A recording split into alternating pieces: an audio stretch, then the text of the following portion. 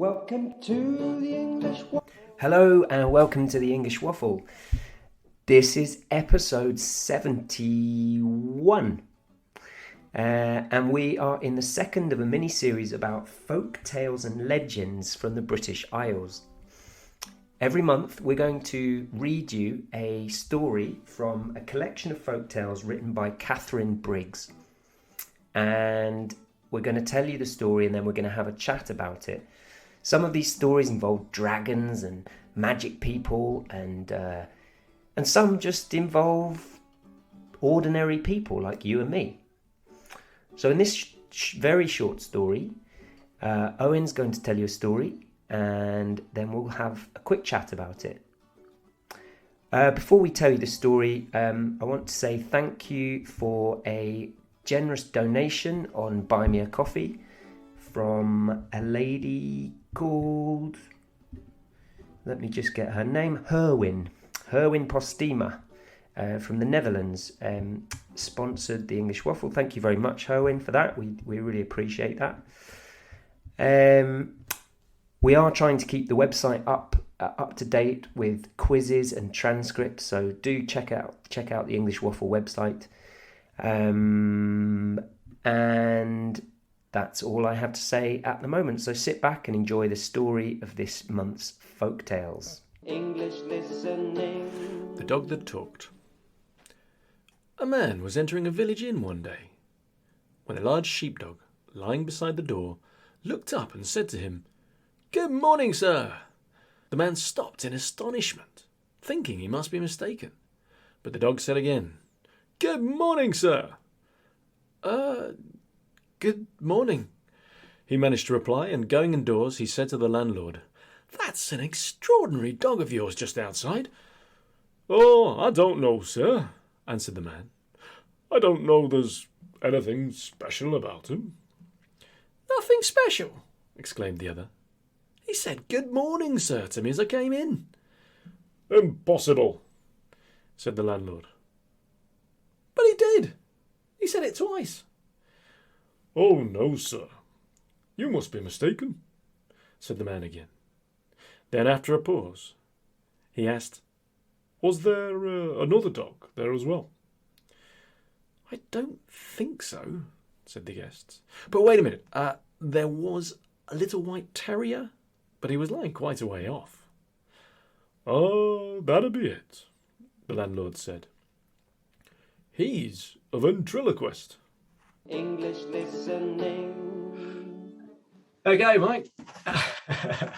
You like that? I love that. I'm smiling from ear to ear. Yeah, I thought that was brilliant. Have you ever heard anything like that before? No. No, you haven't heard that one before. No. Okay. I mean, it's what's known as a jocular tale. A jocular tale, as in joke, and it's got quite a long history apparently. Yeah.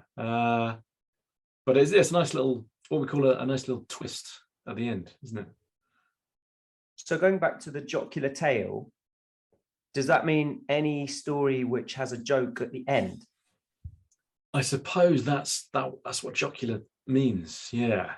I'm not sure if it has to be at the end, but you normally, obviously you have the punchline at the end of a joke. So the end of a story that's a joke would be funny, I suppose. It has to be, yeah. Yeah. So shall we explain to our listeners what the word ventriloquist means? That's a really good idea. Yeah. It's kind of important for understanding the joke. So do you want to go for it? So, well, before I do that, perhaps introducing the word punchline. Punchline. So when we tell jokes, what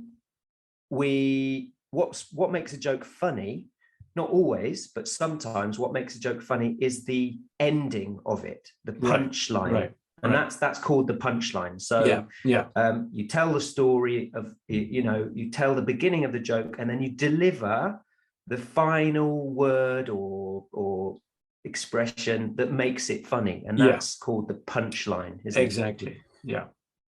And in this case, the punchline was the surprise that there was another dog who essentially was what we call throwing its voice, so that it appeared to come from the dog by the door. And that's the basis of ventriloquism. Normally, it's somebody on stage with a puppet sitting on their knee, and they throw their voice just to the puppet, so it looks like their voice is coming out of the puppet's mouth. Yeah, it's an incredible skill Mm. to appear that you're not talking because your lips aren't moving, in fact. Yeah. But your voice, there's sound that's coming out of your air, your mouth, but you don't see the person talking. Yeah. So if you haven't seen this done before, it's really quite incredible. It's Yeah, called ventriloquism. Yeah, and I had no idea that dogs could do it as well. Yeah. Well, that's the joke, isn't it? Okay, well, I think that's it for this folktale. Let's leave it there. Yeah, cheers, mate. That was a good one. All right, great. All right, mate. Well, see you next time. See you next time. Great, cheers. English listening. Okay, I hope you enjoyed that jocular tale. I wasn't expecting that ending, I must admit.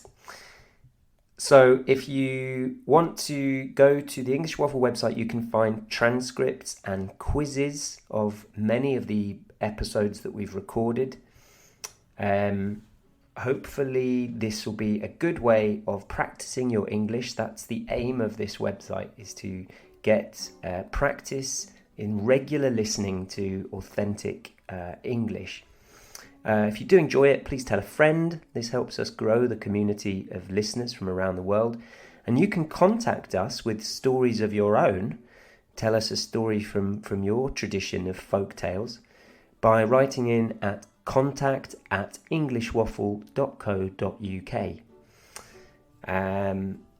So, bye for now, and we'll be back next week with some more. Next month, sorry, not next week. Next month, you'll have to wait a whole month. But we will be back with more folk tales. Happy waffling.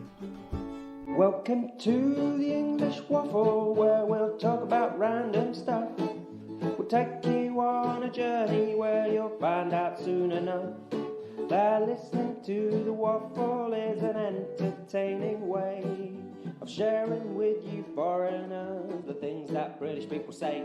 Woo! So join us on the waffle and strap yourselves in for 10 whole earthly minutes of English listening.